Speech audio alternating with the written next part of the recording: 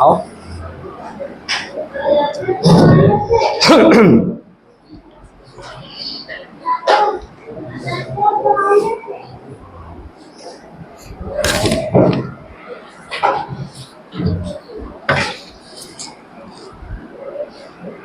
चलो बर मोहम्मद वाले मोहम्मद सलवात अल्लाहुम्मा सल्लि अला मुहम्मद वाले औज़ु बिल्लाहि मिनश शैतानिर रजीम बिस्मिल्लाहिर रहमानिर रहीम कुल हुवल्लाहु अहद अल्लाहुस समद लम यलिद वलम यूलद वलम यकुल लहू कुफुवन अहद सदक़ल्लाहुल अलीयुल अज़ीम। सल्लल्लाहु अलैहि मोहम्मद वाले मोहम्मद। बिस्मिल्लाहिर रहमानिर रहीम अल्हम्दुलिल्लाहि रब्बिल आलमीन अस्सलातु वस्सलाम अला रसूलिहिल करीम व आलिहि तय्यबीन अत्ताहिरीन। अल्हम्दुलिल्लाह सिलसिले गुफ्तगू की तीसरी मीटिंग, तीसरी नशिस्त है। पहले एहकाम इस्लाम, फिर उसके बाद तफसीर। गुज़िश्ता 2 हफ्तों में एहकाम से मुताल्लिक़ जो हमारी गुफ्तगू रही तक़लीद से मुताल्लिक़ थी। फ़ुरूए दीन के मसाइल में अगर आप मुज्तहिद नहीं हैं तो किसी मुज्तहिदे जामिउ शरायत की तक़लीद करना अक़ली दलील के तहत वाजिब है। इसलिए कि आप जो भी अमल करेंगे उस अमल का किसी न किसी इल्म से मुर्तबित होना ज़रूरी है। वो इल्म हमारे पास नहीं है तो जो मुज्तहिदे जामिउ शरायत इल्म रखता है उससे हमारा अमल मुर्तबित हो। मैंने अर्ज़ किया था कि आज मुतहरात, तहारतों से मुताल्लिक़ गुफ्तगू करूँगा। उससे पहले एक और मसला है, आज उसके मुताल्लिक़ गुफ्तगू करके फिर इंशाअल्लाह तफसीर की तरफ हम आगे बढ़ेंगे। सवाल यह है, अल्लाह के एहकाम पर अमल करना किस पर वाजिब है? यानी अल्लाह के अम्र नहीं, ऑर्डर्स, ये करो ये ना करो। नमाज पढ़ो, माह रमजान में रोजा रखो, अगर साहिब इस्तिताअत हो तो हज करो, गीबत मत करो, शराब पीना हराम है। ये जो ऑर्डर्स है अल्लाह के, हुक्म की जमा है एहकाम। हुक्म कहते हैं ऑर्डर को, एहकाम कहते हैं ऑर्डर्स। 5 तरह के एहकाम हैं। एक वाजिब, यानी जिसका बजा लाना जरूरी है, अगर आप बजा न लाए तो उस पर आपको परवरदिगार आलम सजा दे सकता है। जैसे 5 वक्त का, 5 वक्त का नमाज हम पर नमाज वाजिब है। अगर इन नमाजों को हम अदा नहीं करेंगे तो अजाब इलाही हम पर नाजिल हो सकता है। क़यामत में, आखिरत में परवरदिगार आलम हमको सजा देने का हक रखता है। दूसरी चीज है मुस्तहब। मुस्तहब कहते हैं करना है मगर जरूरी नहीं है, करे तो सवाब, नहीं करे तो गुनाह नहीं। जैसे नमाज के बाद तस्बीह पढ़ना। अगर आप पढ़ेंगे तो सवाब है, नहीं पढ़ेंगे तो कोई गुनाह नहीं। उसी तरह मुस्तहब नमाजें, पढ़ेंगे तो सवाब, नहीं पढ़ेंगे तो कोई गुनाह नहीं। ये दो ऑर्डर है। तीसरी चीज है, तीसरा हुक्म है हराम। हराम यानी अगर करेंगे तो गुनाह, उससे तर्क करेंगे, रुक जाएंगे तो तर्क करने की बुनियाद पर सवाब मिलेगा। जैसे शराब पीना, शराब का पीना हराम है। तीसरी चीज है मकरूह, नहीं करना चाहिए, अगर करे तो कोई गुनाह नहीं, यह मकरूह है। जैसे बगैर सर को ढांपे कज़ाए हाजत के लिए टॉयलेट जाना, हुक्म है बाकायदा, जब भी आप टॉयलेट को जाए सर पे आप एक कपड़ा ही सही रखना चाहिए। तो मकरूह नहीं करना चाहिए। अगर आपने कर लिया मकरूह काम तो कोई गुनाह नहीं है। तीसरी चीज है मुबाह। मुबाह यानी करना ना करना दोनों बराबर है। जैसे आप चाय पी रहे, ना वाजिब है वो, ना हराम है वो, ना मुस्तहब है, ना मकरूह है। तो अहकाम इलाही 5 तरह के हैं। वाजिब करना जरूरी, नहीं करेंगे तो गुनाह। मुस्तहब करे तो सवाब, नहीं करे तो कोई गुनाह नहीं। सलाम अलैकुम। तीसरी चीज है हराम। हराम वो है अगर करेंगे तो गुनाह, नहीं करेंगे तो सवाब मिलेगा।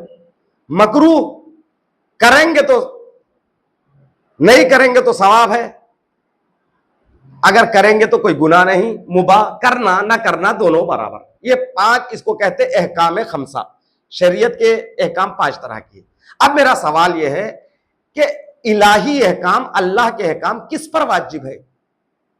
सिर्फ मुसलमानों पर, सिर्फ शियों पर, या सब इंसानों पर?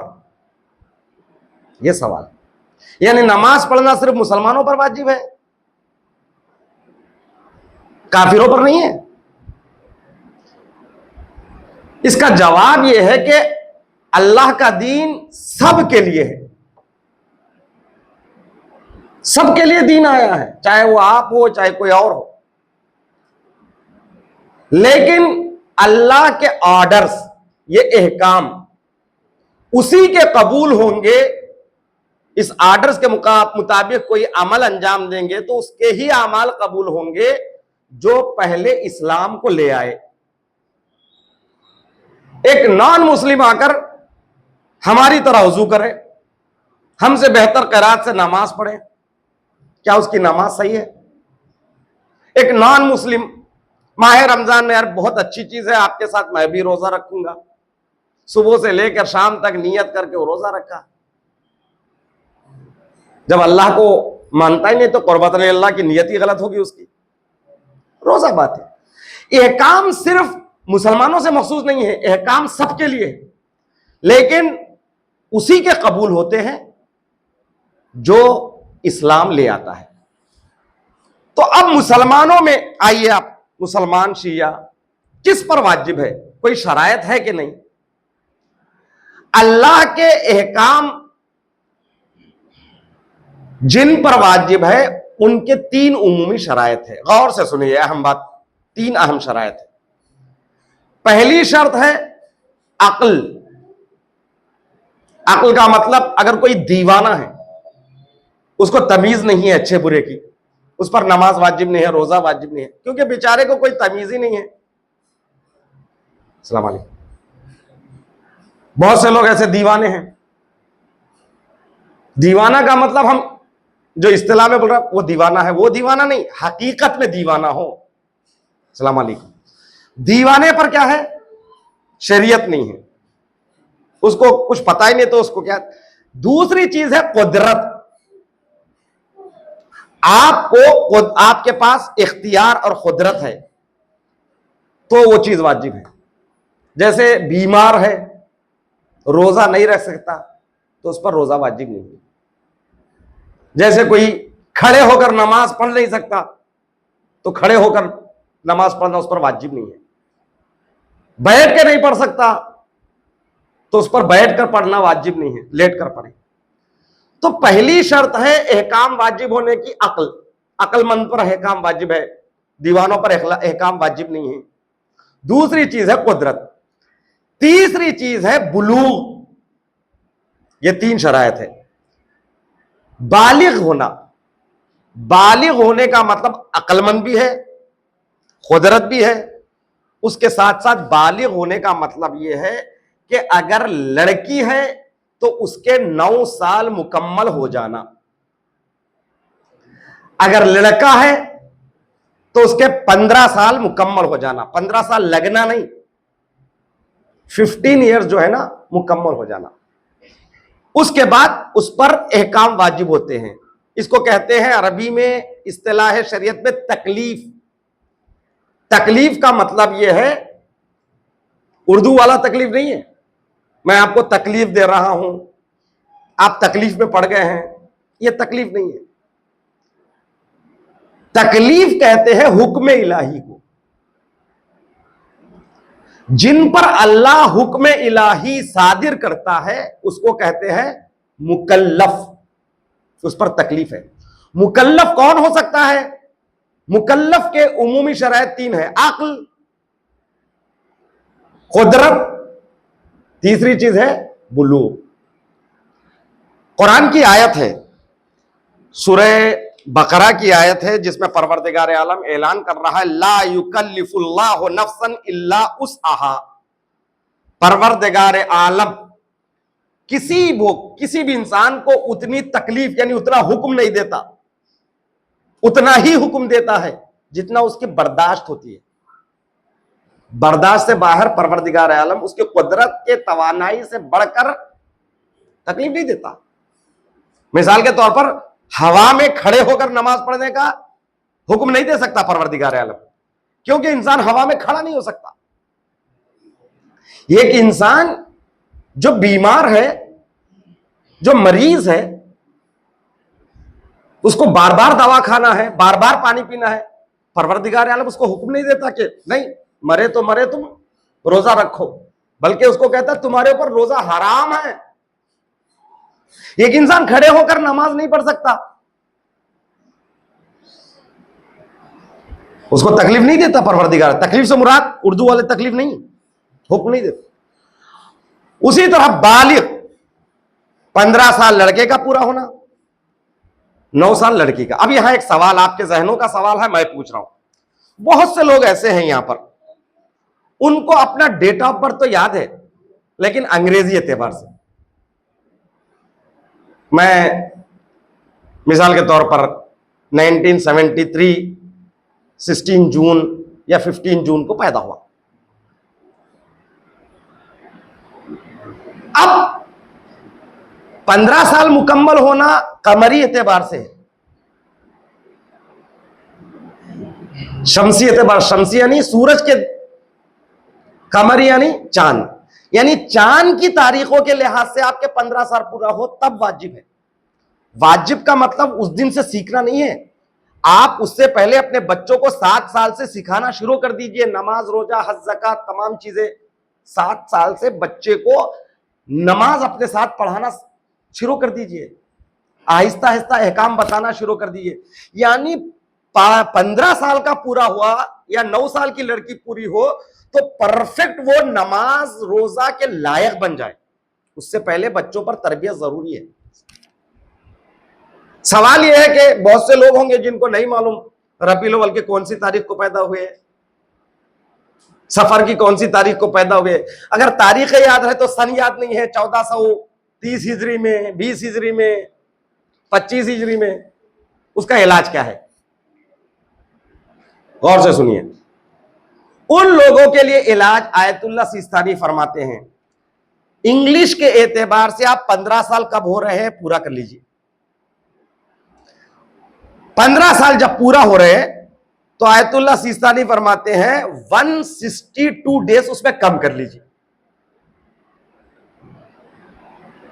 जहां आपके 15 साल पूरे हो रहे हैं शमसी एतबार से, उससे आप पीछे जाकर, क्योंकि कमरी तारीख, कमरी साल कम होते हैं, इंग्लिश के तारीखें जो है ना, इंग्लिश का साल ज्यादा होता है, लिहाजा पहले आप काउंट कर लीजिए 15 साल कब आपके पूरे हो रहे, उससे आप क्या करेंगे 162 दिन कम कर लेंगे तो आप कमरी एतबार से उस दिन बालिग है।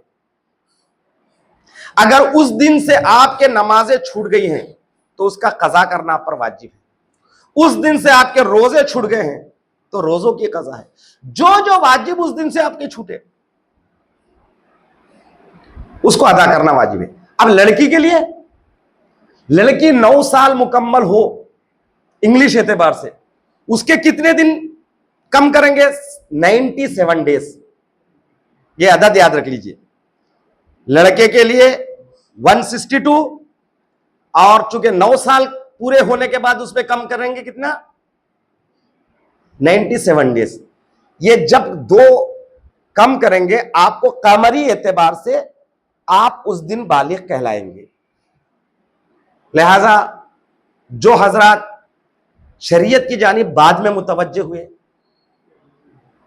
या जो है ना उनको पता नहीं था, इन दिनों में अगर वो रोजे छूट गए हैं, नमाजें छूट गए हैं, कोशिश करें खुद पढ़ना शुरू कर दे। जैसे फजर की 2 रकत नमाज के साथ नाफिले वकरा मत पढ़िए अगर आप पर वाजिब है तो। मौला फरमाते हैं जब तुम पर वाजिबात है तो नवाफिल कभी आपके मुस्तहबात वाजिबात को आड़े नहीं आना चाहिए।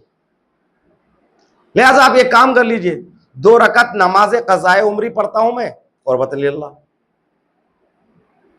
उसी तरह जोहर के साथ एक जोहर पढ़ लीजिए, असर के साथ एक असर पढ़ लीजिए, मगरिब के साथ एक मगरिब पढ़ लीजिए, इशा के साथ इशा पढ़ लीजिए।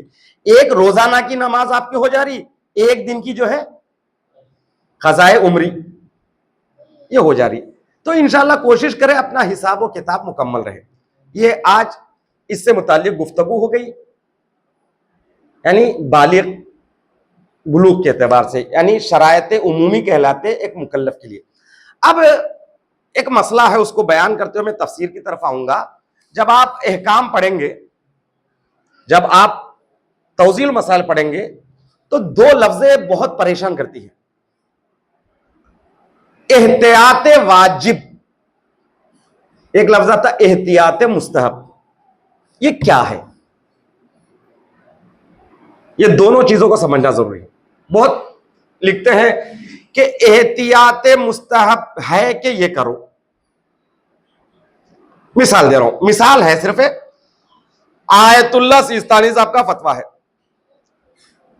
आपको नमाज पढ़ने के वक्त यकीन है कि आपका लिबास पाक है, नमाज खत्म होने के बाद पता चला कि अरे खून का धब्बा लगा है, कुछ भी यानी यकीन हुआ कि नजिस है, तो आयतुल्लाह सिस्तानी फरमाते हैं एहतियात मुस्तहब, मसला नहीं बयान कर रहा हूं मैं, एक मिसाल दे रहा हूं सिर्फ। एहतियात मुस्तहब है कि अगर वक्त है तो दोबारा पढ़ लो। तो मतलब आपको 2 चांस है यहां पे, या तो आप उसी नमाज को काफी समझकर मुतमईन हो जाएंगे, एहतियात मुस्तहब यानी सवाब एहतियात करेंगे, एक मरतबा और पढ़ लेंगे, टाइम है अभी। तो एहतियात मुस्तहब का मतलब अगर एहतियात पर अमल करें तो मुस्तहब है, अगर एहतियात पर अमल नहीं करेंगे तो जरूरी नहीं है। एहतियात मुस्तहब फतवे के साथ लिंक है। फतवा यह है कि आपकी नमाज सही है, काफी है, क्योंकि आप बाद में मुतवज्जे हुए, अभी टाइम बाकी है, सूरज नहीं डूबा, नमाज सही है। मगर कहा एहतियात मुस्तहब है कि दोबारा पढ़ लीजिए, तो इसका मतलब ये लिंक हो रहा है, ये अगर ये करे तो बेहतर है। तो एहतियात मुस्तहब हमेशा फतवा के साथ है, लेकिन एहतियात वाजिब फतवा के साथ नहीं है। एहतियात वाजिब में अगर उसी मुफ्ती उसी मुज्तहिद के फतवे पर आपको अमल कर सकते हैं तो करो, या छूट नहीं है। अगर नहीं कर सकते हैं तो उस मसले में आप उस मुज्तहिद को छोड़कर उसके बाद जो बेहतरीन मुज्तहिद है अल औला फल औला कहते, यानी उसके बाद कैटेगरी के लिहाज से जो बड़े हैं उनकी तरफ रुजू कर सकते। जैसे सिर्फ वो एक मसले के लिए एक मिसाल दे रहा हूं, जैसे हमारे अरशद भाई जो है परवरदिगार आलम इनके हज को कबूल फरमाए, तो हज में एक खास मसला है, मैंने बयान भी किया इनको, एहतियात वाजिब का मसला हज में। और दूसरे भी हाजी लोग मौजूद हैं हमारे, परवरदिगार सबके हज और जियारतों को सनद कबूलियत अता फरमाए, और सबको भी परवरदिगार आलम इतनी ताकत इतनी इस्तिताअत दे कि हज है एक अहम फरीजा है उसको अदा कर सके। तो अजीजान मोहतरम, हज के दौरान आयतुल्लाह सिस्तानी का खतरनाक मसला है। मसला क्या है? जैसे मिसाल के तौर पर आपको यौमुत तरविया, फिर उसके बाद 9 रबील अव्वल से, यौमुत तरविया 8 जिलहिज्जा से आपको आमाल शुरू हो जाते हैं। 9 जिलहिज्जा जवाल के वक्त आपको मैदान अरफा पहुंचना है। 9, ऐसा ही ना, 9 को पहुंचना है। आयतुल्लाह सिस्तानी कहते हैं वो 9 जो है ना, हुकूमत का ऐलान करदा 9 नहीं होना, एहतियात वाजिब है कि आप उसी 9 तारीख को वहां पहुंचेंगे जो हकीकत में 9 तारीख हो। मतलब है कि आयतुल्लाह सिस्तानी के तरीके से आज 8 तारीख है, लेकिन सऊदी गवर्नमेंट ने ऐलान कर दिया आज 9 तारीख है। एहतियात वाजिब कहा किन्होंने? आयतुल्लाह सिस्तानी ने। एहतियात वाजिब की बिना पर यहां पर आयतुल्लाह सिस्तानी के फतवे पर हम अमल नहीं कर सकते, इसलिए कि वह हुकूमत है, हुकूमत के ऐलान के मुताबिक आपको आगे बढ़ना पड़ेगा। आप एक दिन लेट जाएंगे, फिर आपको वहां पे रहने नहीं देंगे, बड़े मुश्किलात पेश आएंगे। अब क्या करेंगे ऐसी सूरत में? अब यहां पर आपको अगर हज करना है तो आयतुल्लाह सिस्तानी के इस फतवे से बाहर आना पड़ेगा। अब कौन है उससे बड़े? किसी की तरफ भी जाइए जो ये कहते हैं नहीं मजबूरी है, हालत मजबूरी में उनके ऐलान करदा तारीखों में आप हज कर सकते हैं, जो ये इजाजत दे उसकी तरफ जा सकते। तो इस एक फतवे में आप आयतुल्लाह सिस्तानी साहब को छोड़ना पड़ेगा। जैसे आयतुल्लाह शुबैर जंजानी है या कोई और है, उन लोगों ने कहा मैं इजाजत दे रहा हूं, तो मेरे ख्याल से आप लोग इस फतवे में किसके ऊपर अमल किया? शुबैर जंजानी। तो शुबैर जंजानी कहते नहीं मैं इजाजत देता हूं एक मुज्तहिद के तौर पर। तो एहतियात मुस्तहब में जो है ना, आप फतवे के साथ है, वहां पे कोई परेशानी नहीं है, लेकिन एहतियात वाजिब, यहां पर आप या तो उनकी एहतियात वाजिब पर अमल करो, अगर नामुमकिन सूरत में फिर उनको छोड़ दो, बाहर आओ। तो मैंने 2 मसले बयान किए हैं, एक मसला जो है बालिग और दूसरा मसला एहतियात वाजिब एहतियात मुस्तहब। इंशाअल्लाह आइंदा आने वाले जुमे में आहिस्ता आहिस्ता करके मुतहरात का मसला, तहारत बहुत अहम है, और तहारत इसलिए जरूरी है कि नमाज के लिए 3 चीजें हैं। नमाज के लिए 3 चीजें हैं।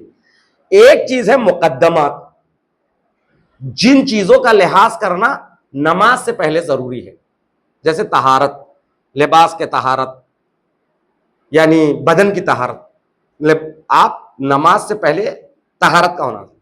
कुछ चीजें हैं मुकारिनात, नमाज के साथ साथ होना जरूरी है, जैसे रूबा किबला होना नमाज के साथ साथ। एक तीसरी चीज है मुबतिलात, यानी जिन चीजों से नमाज बातिल होती है।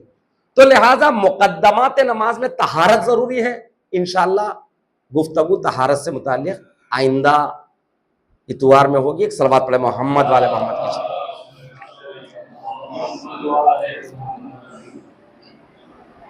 एक और सलवात पढ़े मोहम्मद वाले।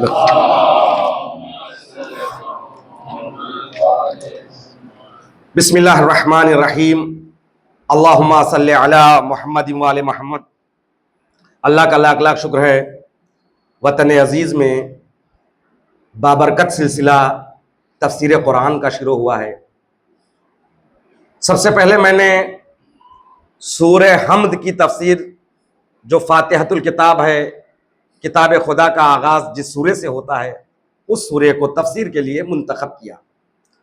पहले जलसे में, पहली नशिस्त में, पहली मीटिंग में हमारी तफसीर हुई बिस्मिल्लाहिर्रहमानिर्रहीम, इससे मुताल्लिक़। दूसरी नशिस्त में अल्हम्दुलिल्लाहि रब्बिल आलमीन, इसकी तफसीर हुई। आज अर्रहमानिर्रहीम, इस पर ज्यादा गुफ्तगू नहीं करूंगा। क्यों? इसलिए कि बिस्मिल्लाहिर्रहमानिर्रहीम में मैंने अर्रहमान अर्रहीम के माना पर तफसीली तौर पर गुफ्तगू की। बस जो बातें वहां अर्ज नहीं किया उसको मैं ऐड कर दूंगा। अर्रहमान अर्रहीम दोनों अल्लाह की दो सिफतें हैं, लेकिन दोनों के रूट वर्ड्स यानी दोनों के असल अल्फाज, ये दोनों निकले किससे? रहमत से।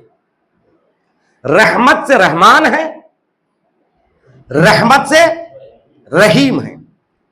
फर्क क्या है? अस्सलाम वालेकुम।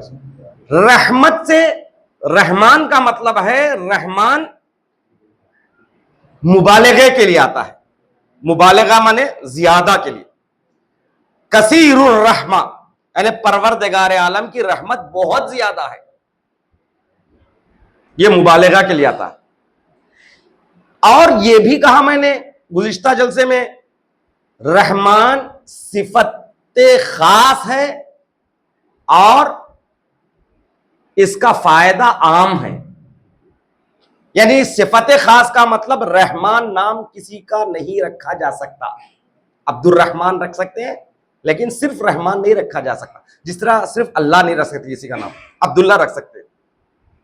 लेकिन रहमत आम इसलिए है कि रहमान से मुराद कसरत रहमत की तरफ इशारा है, यानी किसी से मखसूस नहीं है, ये शिया है, ये मुसलमान है, नहीं, खुदा को गाली देने वाले के लिए भी खुदा की रहमत है इस दुनिया में। जैसे ये हवा, ये पानी, ये ऑक्सीजन, ये आफताब, ये महताब, ये जमीन, ये आसमान, परवरदिगार आलम अल्लाह अकबर कितना रहमान है वो, उसने अपनी रहमत को सबके लिए आम कर दिया। तुम मुझे मानो ना मानो, ऐसा नहीं ना कोई एक आदमी आया अल्लाह को गाली दिया तो परवरदिगार आलम उसके ऑक्सीजन को खत्म कर दिया, या उस पर सूरज को रोशनी उस पर नहीं जारी किया, या बारिश का पानी या उसके लिए नहीं। नहीं, नेक हो या बद, ये रहमत आम है, कसीरुर रहमा।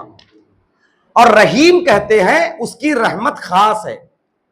सिफत आम है, रहमत उसकी वस्फ जो है ना उसका फायदा खास है। सिफत आम का मतलब ये रहीम नाम कोई भी रख सकता, वो तन्हा एक का नाम रहीम रख सकते, रहीम अब्बास, रहीम असगर, रहीम अली, ये आम है। लेकिन फायदा खास है। फायदा खास का मतलब ये आता है आपको सिर्फ और सिर्फ मोमिनीन के लिए कयामत के दिन, सिर्फ और सिर्फ मोमिनीन के लिए कयामत के दिन। कयामत में मोमिनीन के अलावा किसी के लिए रहमत नहीं है। मौलाए कायनात फरमाते हैं जहन्नम उस जगह का नाम है जिसमें अल्लाह की रहमत ना हो। तो एक रहमान है, एक रहीम है। रहमत के माने क्या है? रहमत के माने यह है कि किसी की मजबूरी देखकर, किसी को मजलूम देखकर, या किसी को जरूरतमंद देखकर दिल का मुनफिल होना, दिल का पिघल जाना। जैसे कोई बेचारा जो है मार खा रहा है, एक जालिम उसको मार रहा है, आपका दिल नरम हो रहा है उनके लिए, यह है रहमदिली, इसको रहमत कहते हैं। जैसे गजा में आज जो जुल्म सितम हो रहा है, हत्ता कि उन पर तो जो जुल्म सितम हो रहा है, जो उनके बचाने के लिए जो लोग आए हैं, असमूद वाले जो कितनी कंट्रीज से आए हैं, उसमें मुसलमान बहुत कम है, वो रहम खाकर आए हैं। वो क्या है? रहम दिली। लेकिन अल्लाह के लिए यह माना गलत है। ये इंसान के लिए कह सकते कि फुला इंसान रहम दिल है, उसके लिए दिल माना नहीं रखता।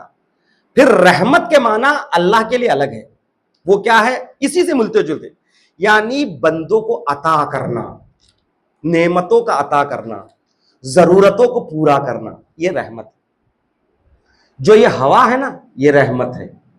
ये आसमान है ना, ये रहमत है। ये माँ बाप, ये रहमत है।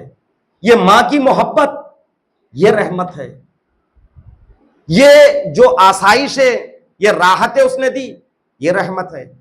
जरूरतों को पूरा किया उसने, प्यास लग रही पानी मौजूद है, रहमत है। धूप लग रही है, साया मौजूद है, रहमत है। अल्लाह के लिए रहमत के माना है अता करना नेमतों का, या जरूरतों को पूरा करना, ये रहमत है। तो अर्रहमान रहीम, अल्हम्दुलिल्लाहि रब्बिल आलमीन, अर्रहमान रहीम। तो मैंने अर्ज कर दिया रहमान और रहीम से मुताल्लिक। तो अब आइए मालिकी यौमिद्दीन। मालिकी यौमिद्दीन, देखिए अल्लाह अकबर, पूरे कुरान को परवरदिगार आलम ने सूरह हम्द में समो दिया। जो कुछ कुरान में हो सूरह हम्द में है। मालिक किसे कहते हैं? मालिक यानी साहिबे मिल्क। दो चीजें हैं, और से सुने, एक मिल्क है, एक मुल्क है। मिल्क कहते हैं कोई मता, कोई चीज जिस पर आपका इख्तियार हो। ये दस्ती, ये क्या है? मिल्क है। इस पर मेरा इख्तियार है, तो मैं क्या हूं? इस दस्ती का मालिक। एक लफ्ज है मुल्क। मुल्क माने एक जमाना, एक जगह, एक जमान और मकान में, जैसे हिंदुस्तान। मुल्क में जिसकी हाकिमियत हो, हाकिम हो, उससे कहते हैं मलिक। मलिक यानी बादशाह। एक हुआ मालिक, एक हुआ मलिक। जो साहिबे मिल्क होता है वो मालिक होता है, जो साहिबे मुल्क होता है वो मलिक होता है। तो अब एक एतराज है, गौर से सुने। पहले मालिक के ऊपर बताओ। मालिक दो तरह का है। एक मालिक एतबारी, जिसे कहते हैं मजाजी भी। एक कह होता है मालिक हकीकी। एक तीसरी चीज भी उलमा बयान करते हैं, मालिक हकीकी मुतलक। मालिक एतबारी का मतलब, मैंने ये जमीन खरीदी, ये जमीन का मैं क्या हुआ? मालिक एतबारी हुआ, मालिक हकीकी नहीं।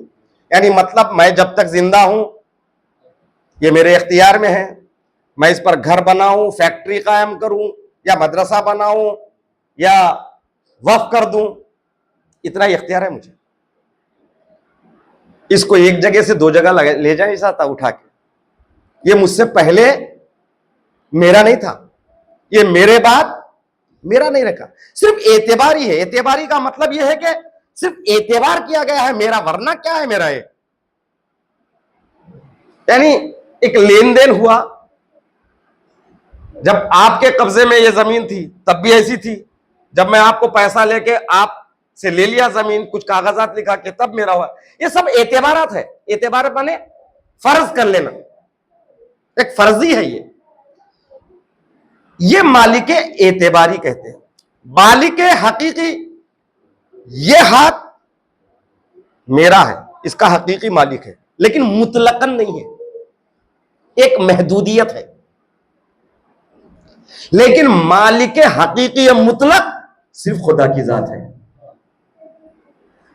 मैं अपने हाथों से अपनी उंगली को नहीं काट सकता, शरीयत में हराम है। क्यों? मेरा है ही नहीं है। मैं अपने आप को सूली के हवाले नहीं कर सकता, मैं खुदकुशी नहीं कर सकता। यह जान मेरी नहीं है, यह जिस्म मेरा नहीं है, इसका मालिक हकीकी मुतलक नहीं हूं मैं। मालिक हूं मैं, मेरे जिस्म का मैं मालिक हूं, लेकिन मुतलकन नहीं है। एक महदूदियत है, एक बाउंड्री है, लिमिटेड इख्तियार है। लेकिन इमाम जो है या नबी जो है वो मालिक हकीकी का नुमाइंदा है। अगर इमाम कह दे बाकरी तुम तलवार लेकर अपने गर्दन को काट लो, क्योंकि मालिक हकीकी मुतलक का नुमाइंदा कहता है कि अगर वो हुक्म है तो काट लेना वाजिब है।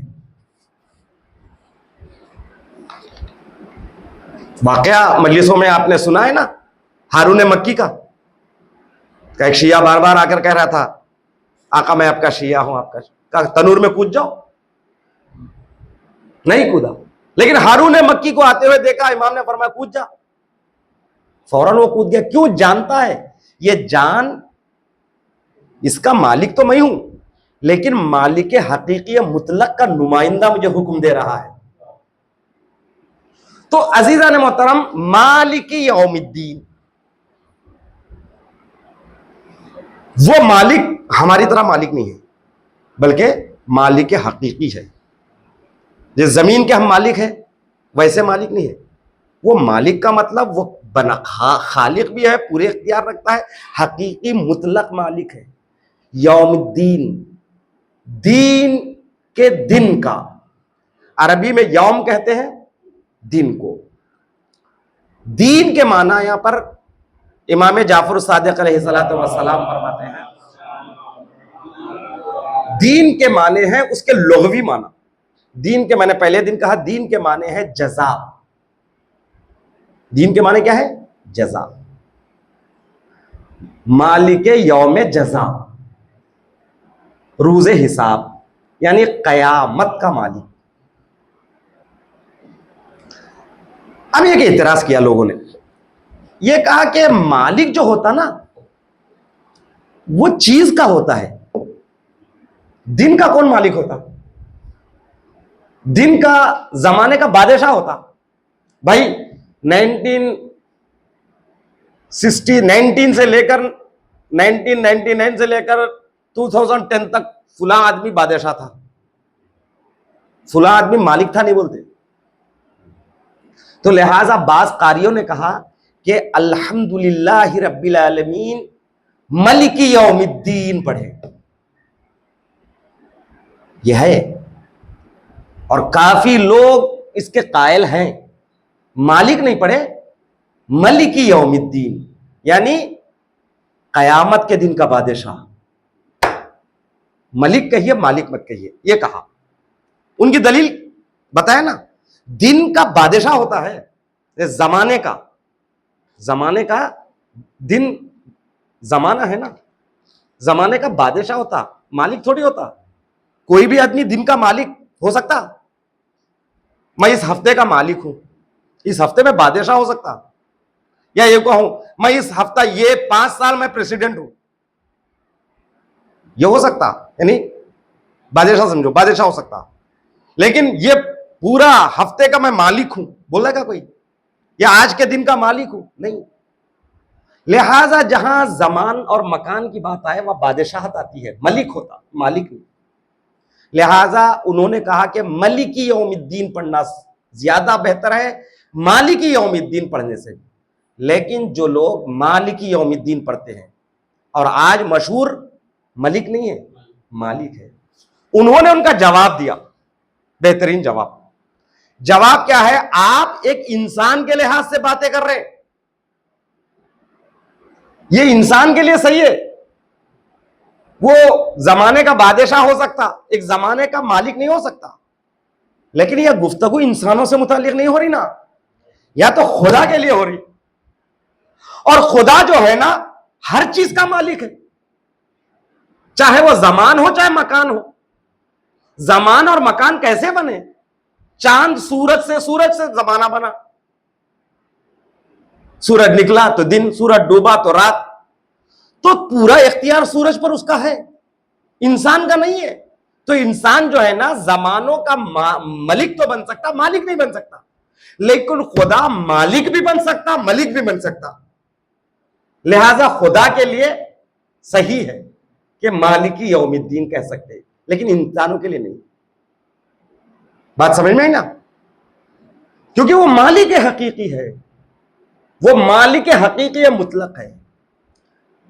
और उसके बाद गुफ्तगू यहां तक पहुंची इख्तिलाफ क़िराअत के बाद कि आप आइए यौमुद्दीन का मालिक क्यों, ये भी एक सवाल। वो मालिक है तो हमेशा अजल से लेकर अबद तक का मालिक है। वो खुसूसी तौर पर यौमुद्दीन कहकर, भाई एक आदमी है पूरी इंडिया का मसलन बड़ा आदमी है, उन है रहने वाला नगरम का है, क्या आप कह रहे हैं नगरम का बड़ा आदमी है? भाई जब वो पूरी इंडिया का बड़ा है तो आप सिर्फ नगरम क्यों कह रहे हैं? मालिक है वो अव्वल से लेकर आखिर तक।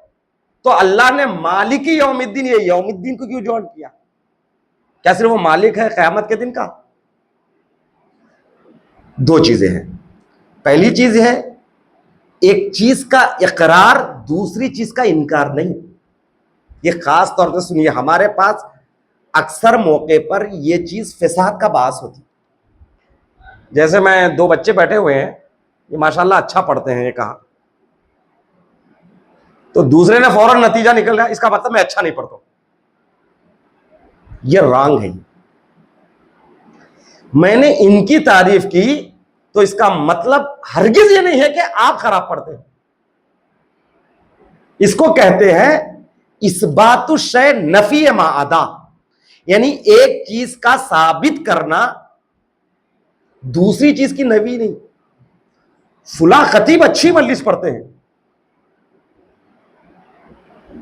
तो इसका मतलब यह कि दूसरे अच्छी नहीं पढ़ते नहीं। भाई मैं इनके बारे में बोल रहा हूं, बस दूसरे के बारे में कुछ बोल ही नहीं रहा हूं, ना अच्छा बोल रहा हूं ना बुरा बोल रहा हूं। तो अगर मालिकी यौमिद्दीन है तो इसका मतलब हरगिज ये माना नहीं निकलता सिर्फ यौमिद्दीन ही का मालिक है, बाकी का नहीं है। वह हुआ अला कुल्ले शैइन कदीर, वो हर चीज पर कुदरत रखता है, हर चीज का मालिक है। फिर भी सवाल बाकी है कि फिर मालिकी यौमिद्दीन क्यों कहा?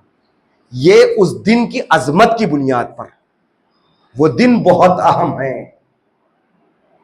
सूरे हम्द में परवरदिगार आलम ने कई चीजों को बयान किया। पहले अल्हम्दु, अल्हम्द यानी तमाम तारीफें, शुक्र, और शुक्र जो है ना इबादत।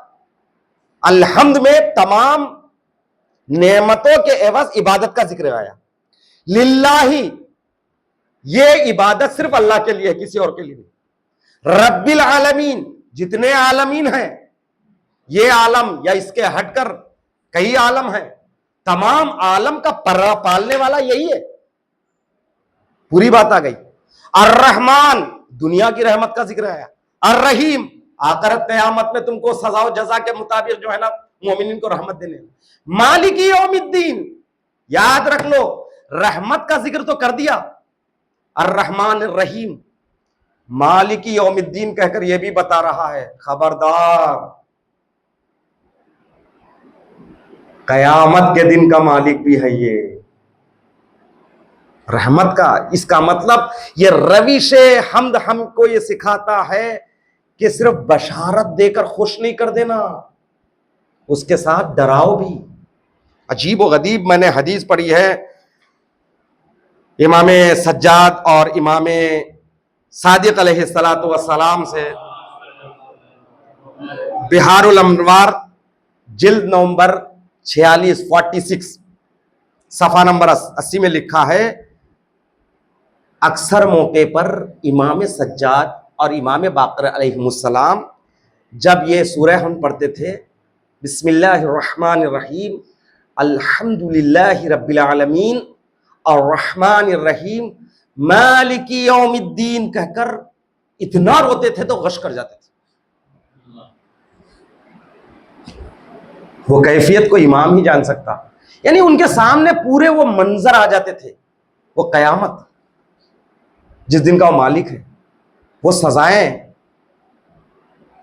वो जो अजाब नाजिल हो रहा है, गश कर जाते थे इमाम। तो इमाम की बात मैंने खुद अपनी आंखों से देखा। आयतुल्लाह बहजत को, आयतुल्लाह बहजत के पीछे नमाज पढ़ने का मुझे शरफ हासिल हुआ। मालिकी यौमिद्दीन, शायद नेट पर उनकी नमाज भी है। ये जुमला कहते हैं, नमाज में रो देते थे। दुनिया के लिए नमाज में रोना, रोने से नमाज बातिल हो जाता है, लेकिन आयतों का तसव्वुर करके खुदा के लिए रोना, उससे नमाज में और खुशू खुशू का इजाफा होता है। मालिकी यौमिद्दीन, कयामत के दिन। अब आखिरी बात अर्ज कर दूं, किसी ने सवाल किया, एक सवाल यह भी है, अल्लाह अकबर, मालिक हकीकी है वो कयामत के दिन का, किसी की नहीं चलेगी। क्यों मालिक यौमिद्दीन कहा? इसलिए कि दीन मुकम्मल तरीके से जाहिर होगा कयामत के दिन। जो दुनिया में भी उसकी मालिकियत, उसकी रुबूबियत, उसकी रहमानियत को तस्लीम नहीं करता, वहां उसको समझ में आ जाएगा। जो यहां खुदा को नहीं मारता, कयामत के दिन समझ में आ जाएगा। मालिक यौमिद्दीन, यहां आप इग्नोर कर सकते हैं। मालिक यौम, बहुत बड़ा लफ्ज है ये, कसम खुदा की आप सिर्फ इस लफ्ज पर गौर करते चले जाए, रोने के लिए काफी है लफ्ज।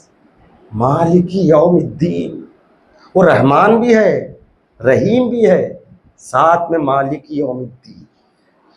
अल्लाह अकबर। और उसके साथ साथ एक आखिरी हदीस पढ़ूं। किसी ने पैगंबर अकरम से सवाल किया। सवाल यह है,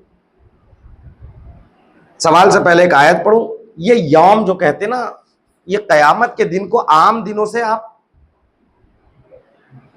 इसको जो है मुआजना मत कीजिए। जैसे सुबह हुई, नमाज पढ़ लिया आपने, थोड़ा एक्सरसाइज कर लिया, 8 हो गए, फिर 10 बज गए, फिर नौकरी पे चले गए, फिर 12 बजे खाना खा लिए, फिर थोड़ा रेस्ट करे, नमाज पढ़ लिए, फिर मगरिब हो गई, मगरिब की नमाज, बस दिन खत्म हो गया।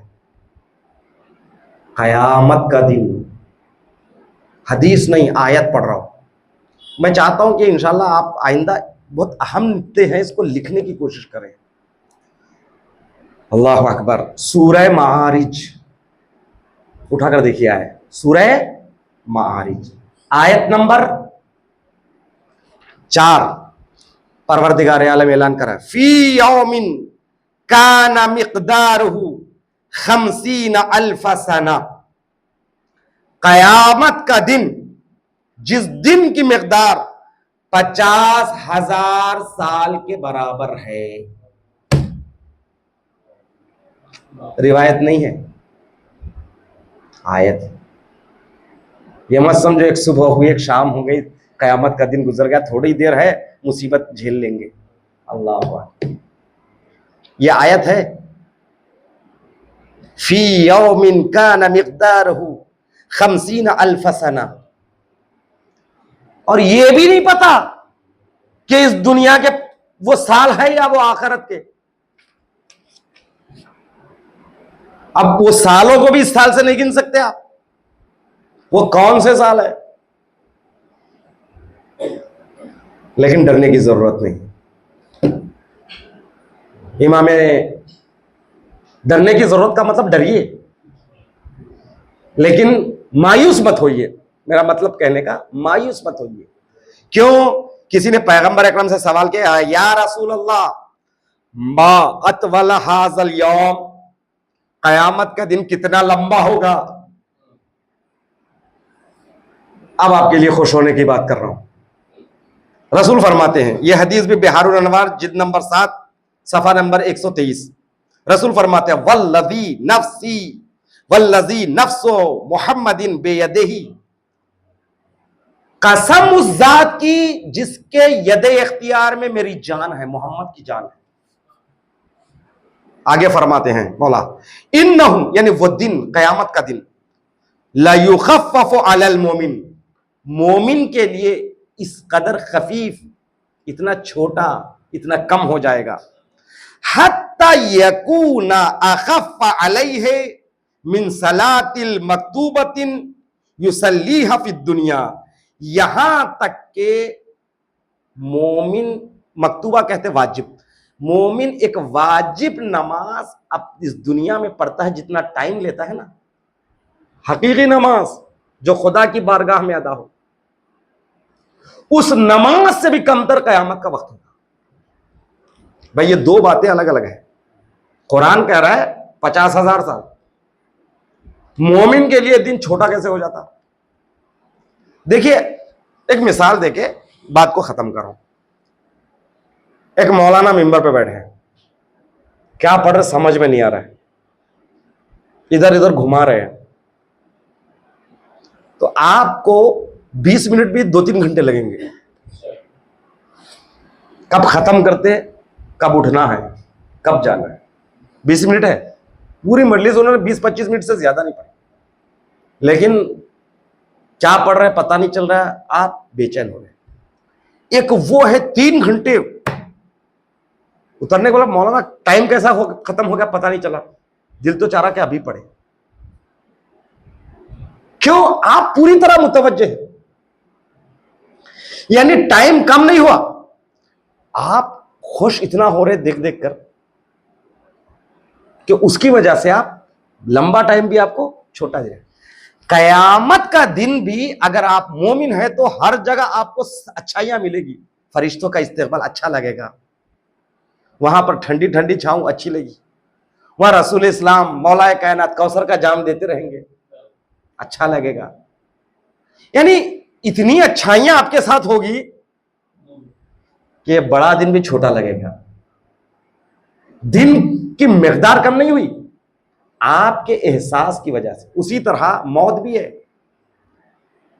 इमाम जाफर सादिक अलैहिस्सलाम फरमाते हैं मौत 2 तरह की है, एक मोमिन की मौत, एक काफिर की मौत। मोमिन की मौत जैसे फूल से खुशबू, और काफिर और मुनाफिक की मौत जैसा खारदार झाड़ी पर अगर रेशम का कपड़ा डाल के खींचे तो जैसा तार तार होता, उस अजियत से मौत निकलती। ऐसा हकीकतन है जब मौला ने फरमाया। लेकिन मौत एक ही है, फर्क क्या है?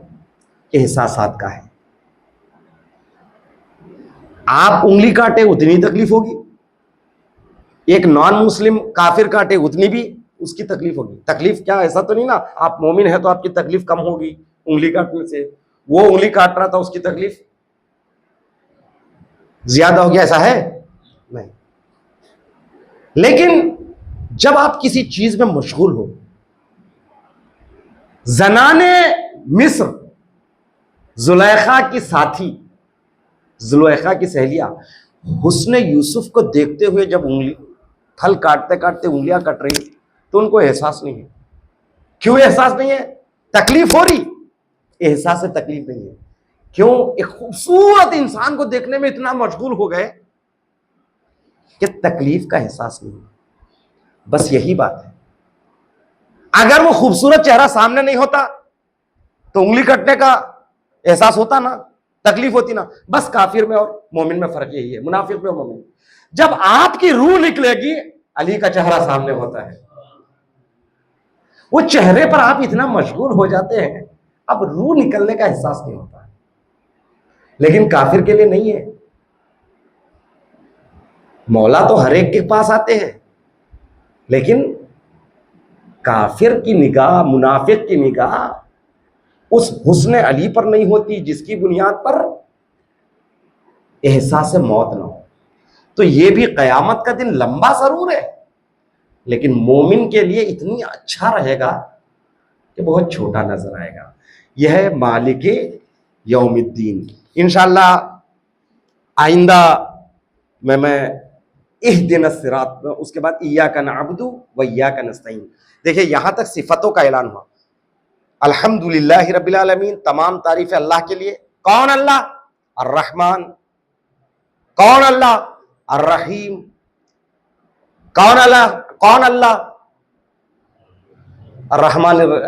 अल्हम्दुलिल्लाहि रब्बिल आलमीन, रब्बिल आलमीन पहली सिफत, अर्रहमान दूसरी सिफत, अर्रहीम तीसरी सिफत, मालिकी यौमिद्दीन चौथी सिफत। यानी अल्लाह के साथ चार सिफतें। अब उसके बाद परवरदिगार आलम बंदगी की जबान सिखा के अब कहो इय्याका नअबुदु व इय्याका नस्तईन, तेरी ही इबादत कर, तेरी नहीं, तेरी ही, तेरी और तेरी में, तेरी इबादत कर, तेरे अलावा भी करता हूं नहीं, तेरी ही। अब यही वो जगह है जहां वहां भी अटक जाता है। मैं तुझसे ही मदद मांगता हूं, यही से वहां भी कहता है कि अल्लाह से हटकर दूसरों से मदद मांगना शिर्क है। ये इहदिना सिरातल मुस्तकीम, इय्याका नअबुदु व इय्याका नस्तईन में बड़ी अकायदी बहस है, और खुसूसन यहाँ पर जो वहाबियत का चैलेंज है उसका जवाबात भी है। तो इंशाअल्लाह आइंदा हफ्ता इस पर गुफ्तगू होगी। वस्सलाम व रहमतुल्लाहि व बरकातुहू। सल्लल्लाहु अलैहि मोहम्मद वाले मोहम्मद। परवरदिगार आलम नूर कुरान से हमारे दिलों को मुनव्वर रहे। परवरदिगार आप हक़ मोहम्मद वाले मोहम्मद हम सबको कुरान पढ़ने, कुरान पर अमल करने की तौफीक अता फरमा, और कुरान और अहले बैत को हमेशा हमारे साथ रहे, और कुरान और अहले बैत को मरने के बाद भी हमारा मुसाहिब करार दे। परवरदिगारा नूर कुरान से हमारे कब्रों को, नूर कुरान सामित, नूर कुरान नातिक, इन नूरों से हमारे कब्रों को भी रोशन रख, हमारी जिंदगानियों को रोशन रख। परवरदिगारा हमारे मरहूमीन की मग़फ़िरत फरमा, इमाम के ज़ुहूर में ताजील फरमा, हमको उनके नासरों में शुमार फरमा। एक मरतबा सूरह हम, 3 मरतबा सूरह इखलास की तिलावत फरमा कर जुमला मरहूमीन और मरहूमात के अरवाह को इसका सवाब हिसाब फरमा। अल्लाहुम्मा सल्लि अला मुहम्मद व आलि मुहम्मद। बिस्मिल्लाहिर रहमानिर रहीम, अल्हम्दुलिल्लाहि रब्बिल आलमीन, अर्रहमानिर रहीम, मालिकि यौमिद्दीन, इय्याका नअबुदु व इय्याका नस्तईन, इहदिनस सिरातल मुस्तक़ीम, सिरातल लज़ीना अनअमता अलैहिम, गैरिल मग़ज़ूबि अलैहिम।